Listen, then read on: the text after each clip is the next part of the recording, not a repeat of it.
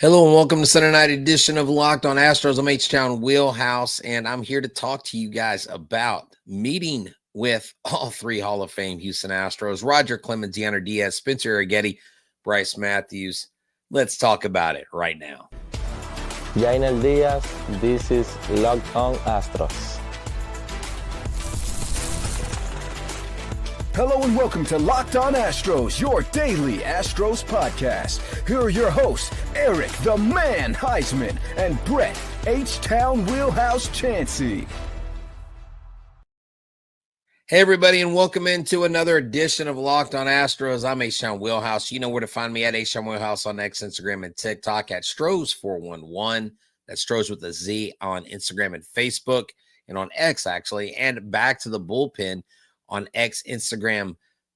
You can find us on iHeartRadio, YouTube. Look, go to YouTube, search Locked on Astros, search Locked on Astros anywhere, and you should be able to find us. Thank y'all for stopping by. Tonight's episode is brought to you by FanDuel. FanDuel is America's #1 sportsbook. Super Bowl 59 is here. There's no better way to make every play more exciting than with FanDuel Sportsbook. New customers can bet just $5, and if you win, you'll score $200 in bonus bets. Download the app or head to FanDuel.com to get started today. Man, what a day I had. Look, I've got no complaints.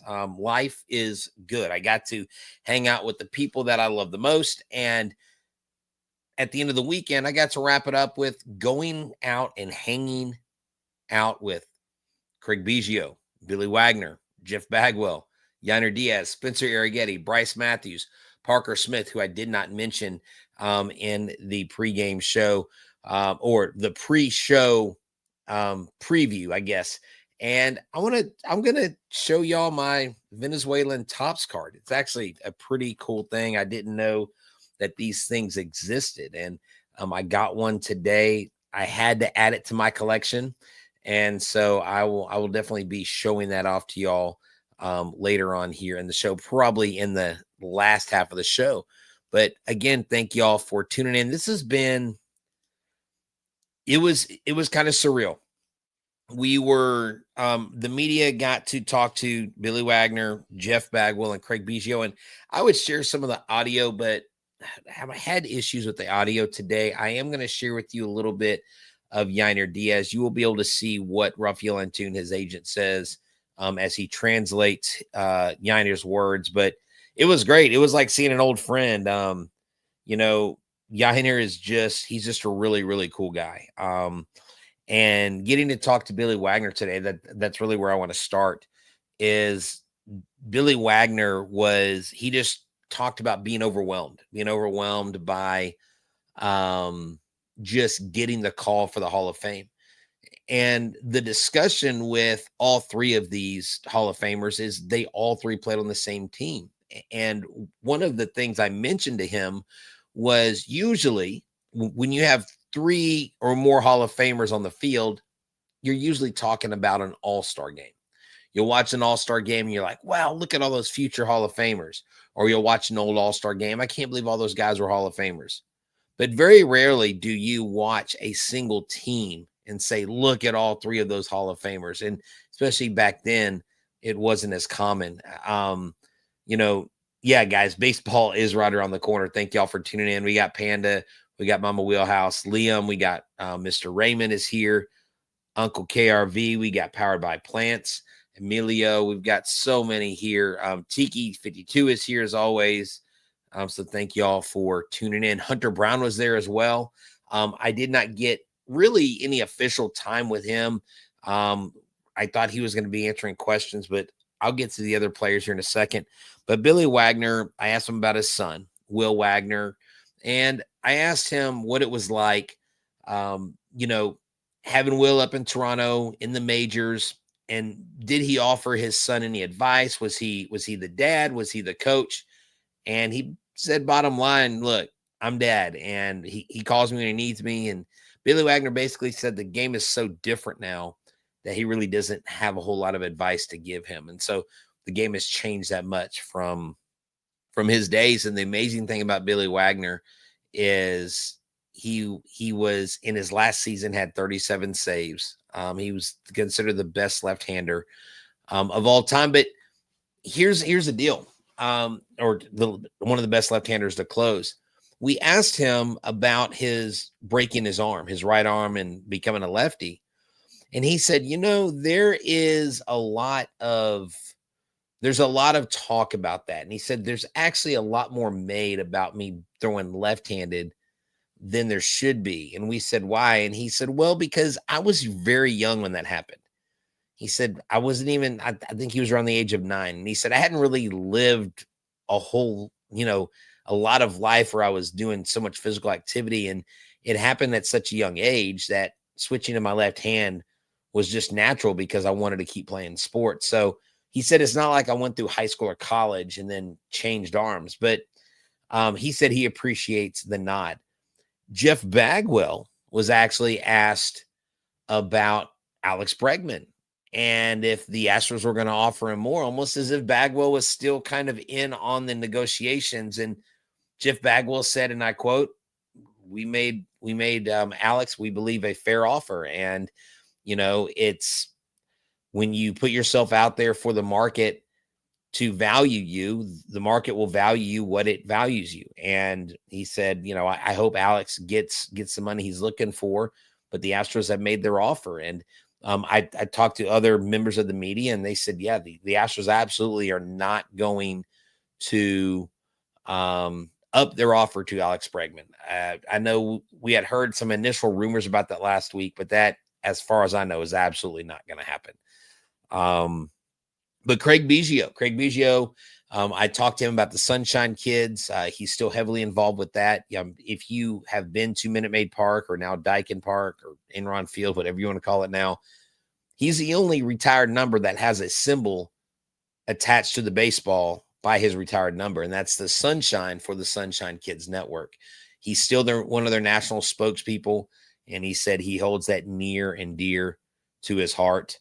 And so that was really cool. We asked him about Jose Altuve moving to left field, and he said, have you given him advice? Have you talked to him? He said, no. He said, that's between the coaches and Altuve. That has nothing to do with me. And we asked him, what was the biggest challenge going from infield to outfield? Because y'all remember Craig Biggio famously went from catching to second, from second to outfield. It was an all-star, I believe, in all 3 areas. He said the toughest part was the running. He said Jose's just going to have to get out there and do it. He's just going to have to get out there and practice. And he said the biggest adjustment when he played in left field was realizing that those squares for the scoreboard were actually metal. And he said he thought he broke his wrist one time. He put his wrist through one of the scoreboard panels. And he said, of course, it moved out of the way when he put his hand through it. But he said, I didn't know they were metal. And I don't know what I was expecting, but I wasn't expecting that. So he said it's different. The angles are different. But he said Jose's an athlete, and Jose's willing to do what he can. And whether Alex Bregman comes back or not, it sounds like they're going to be platooning him out there in left field, and he's just going to have to get used to it.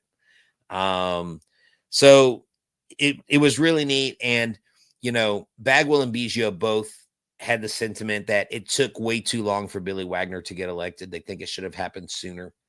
Billy Wagner recognized that, look, Bagwell and Biggio were like basically, the first couple of tries those guys are in. And so he said those were automatics. And he said just to be in the same breath as those guys, on the same team with those guys, he said we even had Randy Johnson for half a season, and he's a Hall of Famer. And so he said that team was loaded. And he said there's guys that haven't gotten the recognition. Billy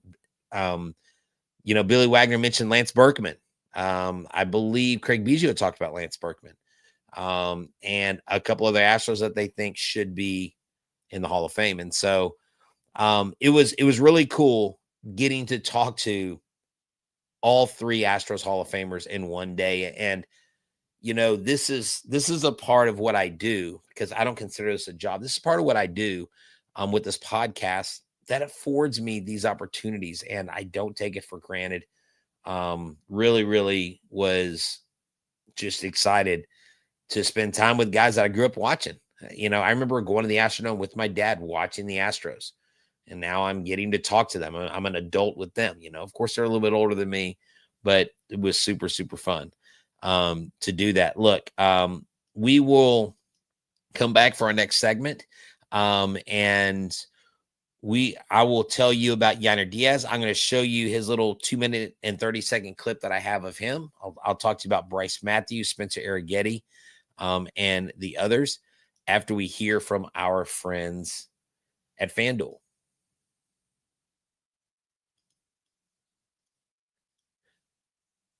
FanDuel is America's #1 sportsbook. Super Bowl 59 is here. One game, two teams, endless possibilities. And there's no better way to take and make every play exciting with FanDuel Sportsbook. Whether it's predicting the first touchdown, calling the MVP, or even betting on the coin toss, FanDuel makes it easy to get in on the action. With live betting all game long, you can adjust your bets as the game unfolds and feel the thrill from kickoff to the final whistle.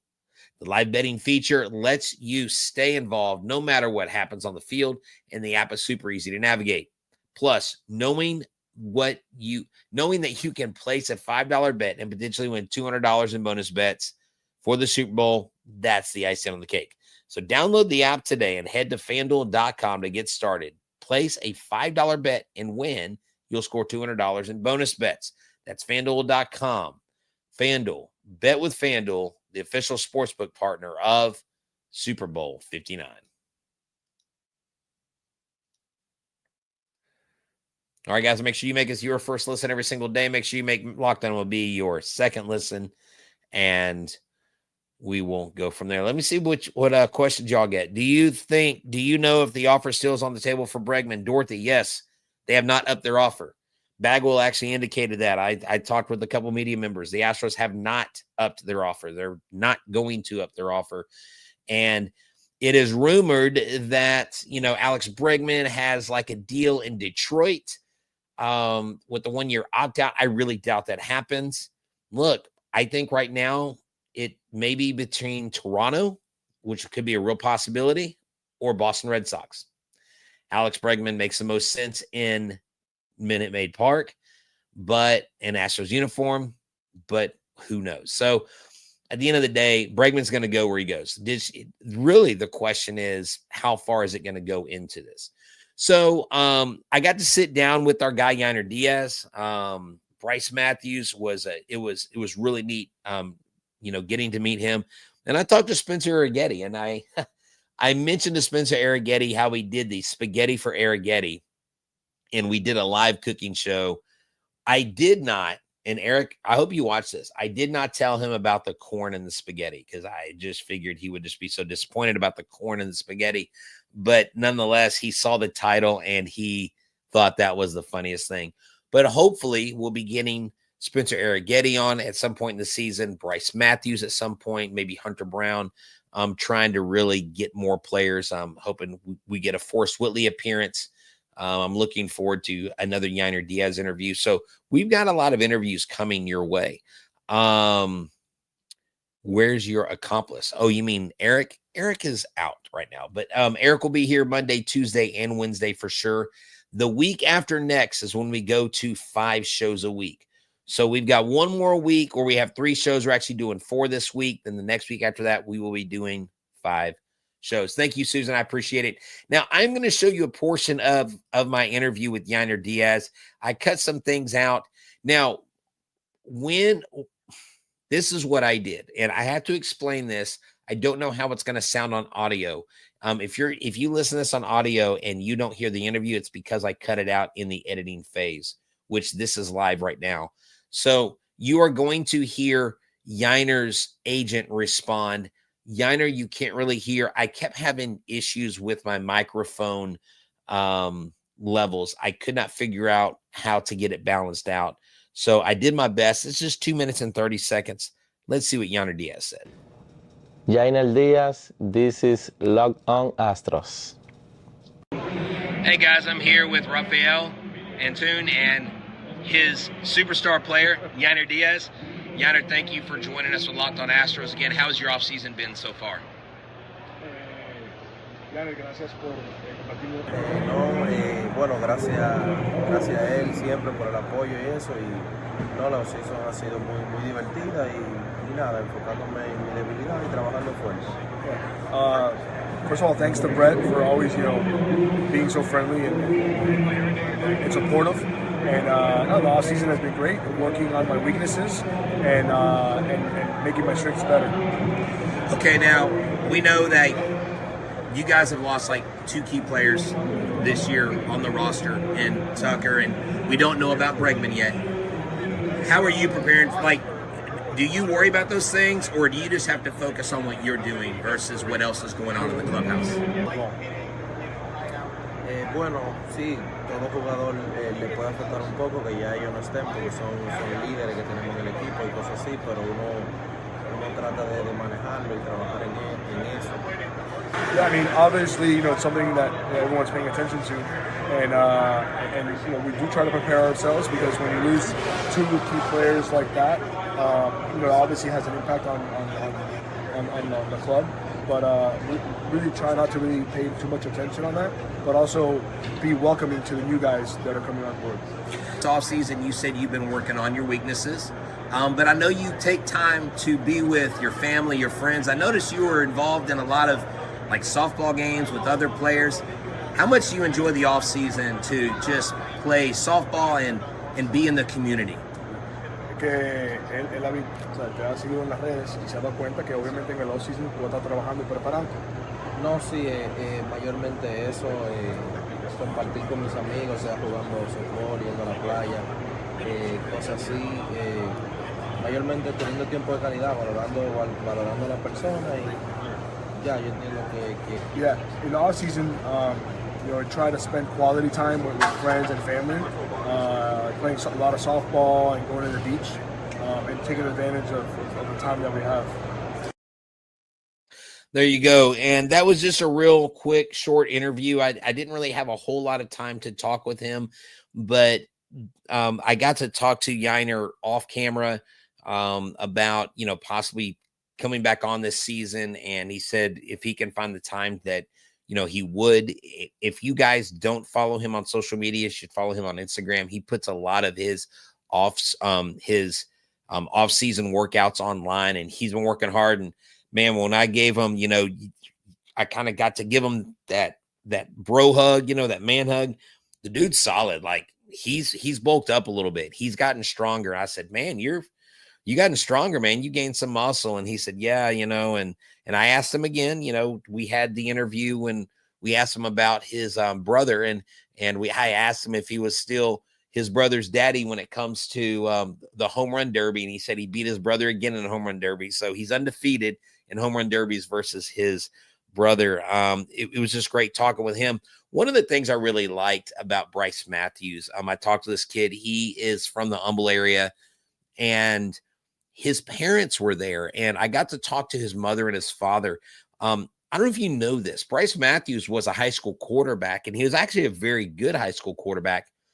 And for whatever reason, his mom said he had no interest in pursuing a football career. She goes, he very well could have been a Division I quarterback, could have gone, possibly gone somewhere, maybe made something, got drafted, but he just kept going back to baseball. Brice said at the end of the day, he loved prepping for the game. He loved doing film study. He loved studying defenses in football, but he wasn't a big fan of all the Oklahoma drills and all the extra conditioning. He said he just didn't like it. He said, I didn't want to be at practice. He said, I honestly just felt like I was good enough to where I could go out on the field and I didn't really need to do all the extra things. And I never felt that with baseball. He said, with baseball, I can find my peace. He said, with baseball, it's just, it's kind of, he didn't use the word zen, but he kind of finds his zen like in baseball. And it was really neat to hear a parent's perspective of watching their young player, their son, grow up. And he said last year was a whirlwind because, Brice shot up all the way to AAA last year, moving up 2-3 levels in 1 year. And I asked Brice, I was like, how do you stay focused? He says, well, number one, I know that I have to work hard every day. He said, number two, I can't worry about what's going on around me. Like I can't worry about people on the roster or what players the Astros have. If I go out and I'm my best person and I'm the best player I can be that day, then that's when all the other things are going to happen. That's when you get the call and all that stuff. Talk about a level-headed kid. Super impressed. He hasn't met Cam Smith yet. Lorenzo is there with me talking to him from Full Seam Ahead podcast, and at our Esquina does a phenomenal job with those two outlets. And we were just kind of, ping-ponging questions off of Brice Matthews. He said he's most looking forward to seeing the players he knows. He has some level of common interest with Nebraska because Jake Myers is from Nebraska. Jake Myers played in Nebraska. And he said the worst part about going from Humble, Texas to Nebraska to play baseball was the wind and the cold weather. And he said up there, he said, it is insane. He said, when that ball goes up for a pop fly, he said that ball almost does almost a circular motion. He said, it's like a tornado out there. But Brice Matthews is just a breath of fresh air. This is a kid that comes from a great background. He has a great upbringing, and he made everybody there feel special. Spencer Arrighetti too.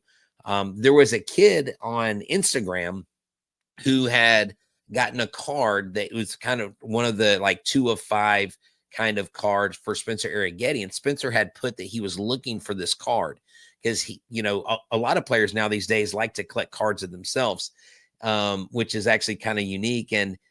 And so he told the kid, he's like, well, if you want to give it to me, I'll take it. And the kid's like, well, I'll be at the show getting your autograph. So he showed up with the card, and Spencer goes, oh, he goes, you're the guy from Instagram.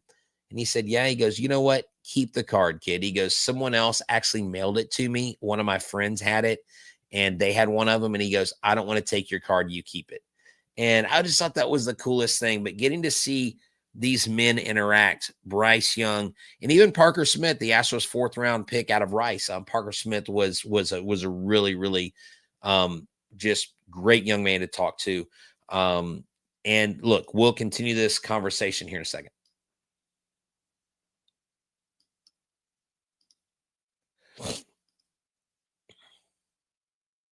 All right, so what questions do y'all have for me? I'm going to talk about my Venezuelan baseball card and the fact that we still need a left-handed bat. And let me tell you who I think we need to get. And my guy Lorenzo said it today, and I'm going to give him full credit. I gave him full credit on a post on social media. Alex Verdugo would fit well in Houston. And so because Lorenzo is a credential media member with the Houston Astros, he said one of his favorite players to interview visiting in the visiting clubhouse was Alex Verdugo. He said Alex Verdugo he said the guy's funny. He's an easygoing guy. He said he would actually fit in Houston. And he said, I know there's people say all this stuff about him. He's actually a really good dude. He's a left-handed bat. Guys, I'm telling you right now, we need a left-handed bat. Supreme Panda says, do you think Yainer Diaz would sign an Astros type deal? I think Yainer Diaz, he's a guy that you could probably lock up early where you do not have to break the bank to keep him here. Maybe after 2026, you start looking at that into 27, signing him to an extension, almost like you did with Altuve, Bregman, Yordan Alvarez, and a lot of Astros that they've done before their rookie contracts come up, Christian Javier, so on and so forth. So I think Yainer Diaz, if he develops into the defensive guy that they really want him to be, then yeah. And who knows, in 3 years, he could be moving from catcher to first. I have no idea how that would look.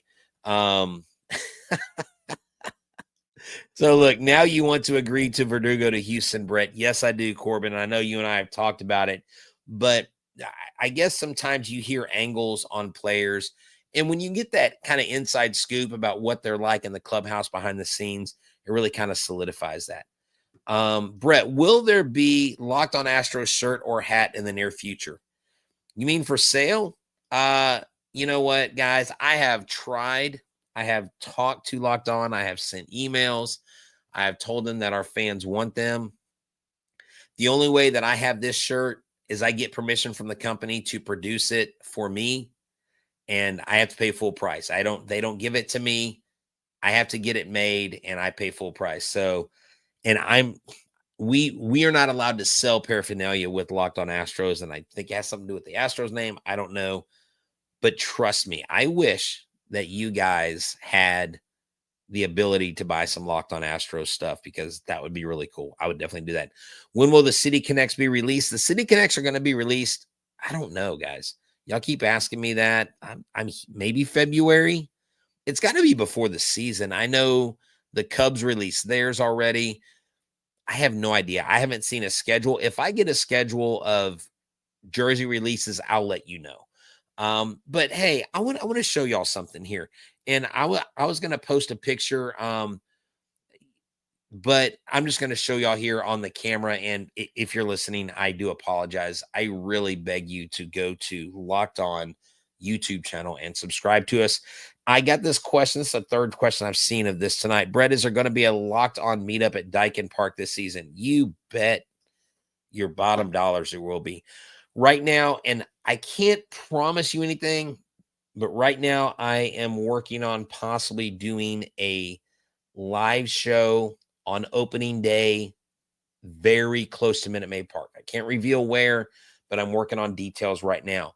So we may do a live show on opening day, and hopefully within that first month, we will do a meetup, and we will do the tickets and all that stuff, and it should be fun. So look at this right here. I'm going to try to show this. I don't know if I can do this very well without, there we go. Okay. So let me see if I can, no, I'm trying to make this lighter. No, that is not what I want. There we go. This is a Venezuelan Astros. This is a Venezuelan Topps card. It's from 1968. It's Bob Aspromonte and Rusty Staub. It is rated a 5. And on the back, now this one is actually in English, but some of them are in Spanish. And it depends on the year. Some of them say Heco and Venezuela, and some of them say printed in the USA. But they are actually twice the value of the regular Topps cards. They came out 64, 65, 67, 69, and there was one other year in there, 68 possibly. But some years they did all the parallels. Some years they were printed in Spanish. Some years they weren't. But they only did about 6 or 8 sets, and there was a guy from Mississippi that sold me this card. It's a really cool card. I almost want to get into collecting these. Because the PSA of all these cards in the 60s, less than 1% are Venezuelan Topps cards. This is a Venezuelan Topps card. I just wanted to share that with y'all. I think that's neat. This week, I'm hoping we get just some news about what's going on. I do know Yainer Diaz was leaving to head to spring training. Parker Smith had been there for the last 3 weeks. I know Hunter Brown. I talked to Hunter Brown today a little bit. He said he's ready for the season. He's ready to get down there, chop it up with the guys. Obviously the Astros former players are going to be there as well. But Brice said he's excited about going down there and getting to know the guys. He's excited about getting to know Cam Smith. And, Spencer said he can't wait to see his compadres. It was really cool when I was talking to Yainer. Hunter Brown came out, and Hunter Brown, I guess he has a nickname for Yainer, and I couldn't repeat it to save my life because I would probably butcher it. But Hunter Brown was there. Hunter Brown signed on with the Boris Corporation. His Boris rep was there. So I know some people don't like to hear that. But here's the bottom line. You signed Scott Boras if you are a for sure bet on getting a big contract. Hunter Brown will be for sure be looking for a big contract when he comes off his rookie deal. And so that's why you hire Scott Boras. If you're a player that's been injured, you have all these issues, Scott Boras is not your guy. So it looks like Hunter Brown is with Scott Boras. Jose Altuve is with Scott Boras. And there's just a lot out there that, we may not know or understand. But Ari Alexander wanted me to tell you guys hello. And so, again, I look forward to bringing on more guests this year. I look forward to talking with y'all throughout. I want to tell y'all, there is a community tab on our YouTube channel. Go to the YouTube channel. Go to the community tab. It will censor inappropriate posts. So I'm not too worried about it. I've already had a suggestion from Mr. Corona, and I'm going to share that before time expires. I think I can do that. Mr. Corona says, I think y'all should have a best moment of the game segment for each game, and then whenever December hits, y'all could do a top 10 best moments for the 2025 season. So what I'm thinking about doing is tweaking that. Well, talking to Eric first, but tweaking that and doing a best moment of the week. Because I would rather do one moment a week than one moment a game. Ooh, that would be a lot of moments to go through. So anyways, y'all give us your suggestions. Let us know what you want to see on the show throughout the season, and we'll see what we can do to work it in. It is you guys and girls that are the real MVP. Thank you, everyone, for listening. We y'all thank you. Hey, man, maybe some of these Hall of Famers will come on the show sometime. I know I'm working on a lot of leads right now. So y'all stay tuned to Locked On Astros. Don't forget to subscribe to our YouTube channel, like and comment on every video. Follow us on X, Instagram, Facebook, wherever you get your podcasts. And remember, as we always say, go Stros.